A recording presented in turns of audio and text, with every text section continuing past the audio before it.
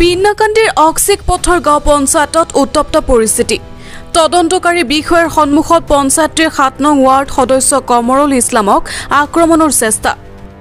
নৱনিৰ্বাচিত সভানেত্ৰী মঞ্জুৰা বেগমৰ বিৰুদ্ধে দুৰ্নীতিৰ অভিযোগ তুলি হোজাই জিলা আয়ুক্তক ৱাৰ্ড সদস্যগৰাকীয়ে দিছিল অভিযোগ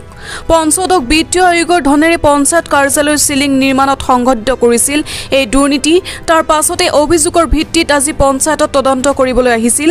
বিষয়াৰ এটি দল তদন্তকালীন অৱস্থাত বিষয়াৰ সন্মুখতেই দুৰ্নীতি গাপ দিবলৈ সভানেত্ৰীৰ সাংগু পাংগু আৰু একাংশ ৱাৰ্ড সদস্যৰ নমিনিয়ে উদ্ভণ্ডালি কৰাৰ অভিযোগ উঠিছে পৰিস্থিতি ইমানেই যে ৱাৰ্ড সদস্য কমৰলক ভয় ভাবুকি দিয়াৰ লগতে শাৰীৰিক অপদস্থ কৰাৰ বাবে উদ্যত হৈছে এই ঘটনাই সমষ্টি জুৰি তীব্ৰ প্ৰতিক্ৰিয়াৰ বিৰাজ কৰিছে ডাবল স্কিম তুলি ইয়াত 7,32,229 টকা আগৰ স্কিমৰ 2020-21 ইয়াৰ পিছত তাৰ মানে 22-23 ৰিভাৰ ৰিটাৰ্ণলি 1,46,500 টকা তুলি ডাবলিং কাম কৰি আছে মানে কাম দুবাৰ হৈছে নেকি দুবাৰ হৈছে কামটো কি বিচাৰিছে এতিয়া কি হৈছে এতিয়া কি হৈছে ইনকাৰী মেজিষ্ট্ৰেট ছাৰ দিছে তাৰ মানে ইনকাৰী চলি আছে এতিয়া বাহিৰা মানুহ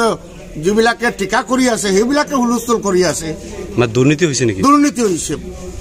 কাৰ তত্ত্বাৱধানত চলিছিল এই কাম এইটো তাৰ মানে প্ৰেচিডেণ্টৰ শ্বশুৰৰ তত্ত্বাৱধানত নাম কি তেওঁ আব্দুল্লাহিদ news desk report Suhana live